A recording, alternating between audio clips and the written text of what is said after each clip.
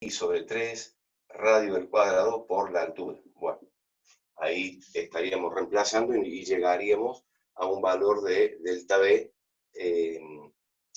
Un valor de delta B seguramente va a ser distinto a ese. Y luego, con estas dos informaciones, nosotros vamos a poder calcular el infinitésimo de orden superior, que recuerden que es igual al delta, en este caso volumen, porque estamos hablando de la magnitud volumen, menos el diferencial de volumen. Y esto se va a medir, como es lógico darnos cuenta, en centímetros cúbicos, porque es centímetros cúbicos menos centímetros cúbicos. Bueno, este cálculo no lo realicé, tampoco está hecho acá en el apunte que yo tengo. No está hecho, pero bueno, no es que no interese, pero esto es algo bastante simple de hacer, porque va a ser pi sobre 3, y acá nos va a quedar radio más delta R, ojo que acá este delta R es negativo, o sea que acá nos va a quedar, podemos hacer esto, el delta volumen es igual a pi sobre 3 por, el radio es igual a 10, pero como el delta es menos 0,1, acá vamos a tener 9,9 elevado al cuadrado. ¿Sí? Bueno, esto va a ser centímetros cuadrados. Por h más delta h va a ser 30,3 centímetros. ¿Está bien? Menos el valor nominal del volumen, o sea, menos 1000 pi centímetros cúbicos. Y esto es lo que nos va a dar el valor del delta H. Con este valor del delta H, que no está calculado, calculamos el infinitésimo de orden superior, que es el delta volumen menos el diferencial de volumen. Bueno, ahora lo que vamos a hacer es el cálculo del error. Recuerden ustedes que el error porcentual, la fórmula que nosotros aplicamos es el diferencial, en este caso del volumen, sobre el volumen por 100. El diferencial de volumen nos dio negativo, menos 10 pi centímetros cúbicos, sobre el cálculo del volumen que fue 1000 pi centímetros cúbicos por 100. Entonces acá tenemos 2 ceros y un 0, 3 ceros, se simplifica con los 3 ceros del denominador, pi se simplifica también con el pi que está en el denominador, y en definitiva nos va a quedar, bueno, en el numerador nos queda 1, en el denominador nos queda 1, pero es negativo, entonces nos va a quedar menos 1%. Entonces ese es lo que nosotros conocemos como error porcentual. ¿Eso qué es lo que quiere decir? En realidad, en general, el ejercicio, ¿qué es lo que nos está indicando? Indicando que si nosotros a este cono le disminuimos el radio 1 milímetro, bueno, yo lo voy a exagerar acá. Le disminuimos el radio 1 milímetro.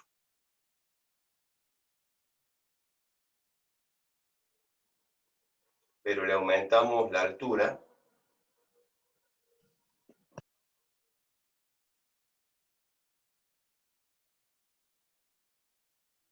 sería ese otro cono, es como que lo estamos deformando el cono, en donde esto que tengo acá es el diferencial o el delta R, y esto que tengo acá es el delta H, aproximadamente diferencial de H.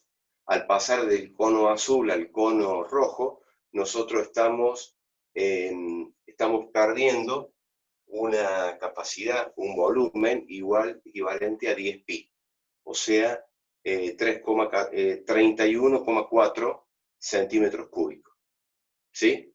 ¿Se entendió cuál es, digamos, la característica de este tipo de ejercicio, ¿no?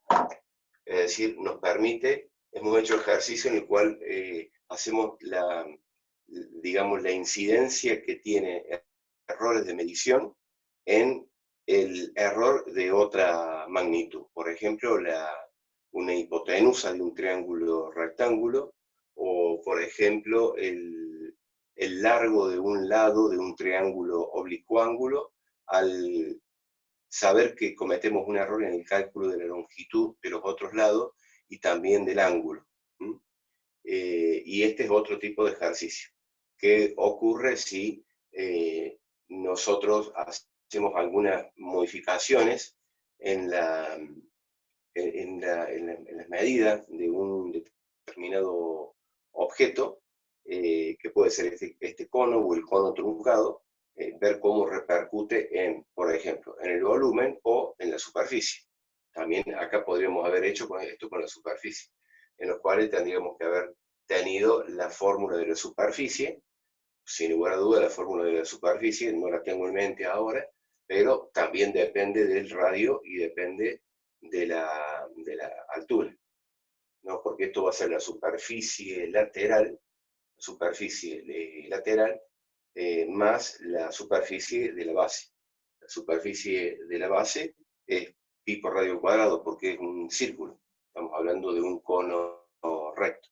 Y la superficie lateral, bueno, acá va a ser un sector, como si fuese un triángulo en el cual nosotros tenemos que esta medida es el perímetro de la circunferencia de base desplegado, o sea, sería 2 pi por radio. 2 pi por radio. Y esto que tengo acá no es la altura, sino que es el valor de, digamos, una generatriz. Bueno, ahí donde no recuerdo bien, porque ahí tenemos que hacer el cálculo justamente de la generatriz en función de la altura y el del radio. O sea, lo recuerdo, pero recuerdo cómo hacerlo, pero bueno, no viene al caso, digamos, de ejercicio. En el caso de que surja un ejercicio así, se les dará la fórmula. Bueno, yo creo que como cálculo diferencial, a menos que ustedes quieran hacer algún ejercicio en particular, yo pasaría a lo que es el diferencial total, para empezar con plano tangente, recta normal. De todos modos, vamos a ver si antes del parcial ponemos un día más de clase, como para consulta. ¿Estamos? ¿Queda alguna duda sobre este tema? Recuerden que todo esto lo complementan con la información que está presente en YouTube y otras guías que puedan tener de análisis matemático. Bueno, vamos a hacer el cálculo del diferencial, un poco el diferencial total, antes de empezar a ver plano tangente recta normal.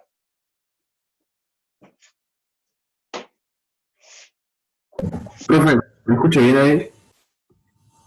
¿Sí? ¿Qué temas irían para el parcial ya? Todos. O sea, ¿hasta dónde llegamos?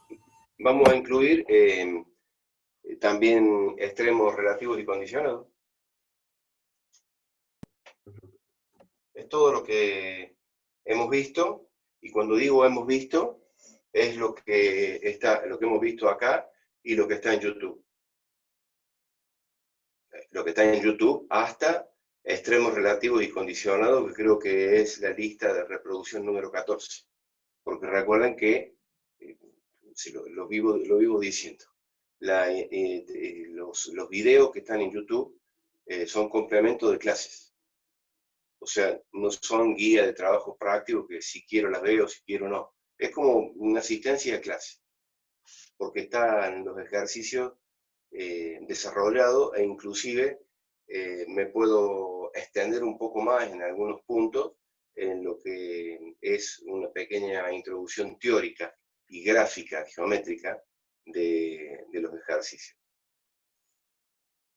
¿Quedó claro? ¿Sí? Bueno, vamos a ver entonces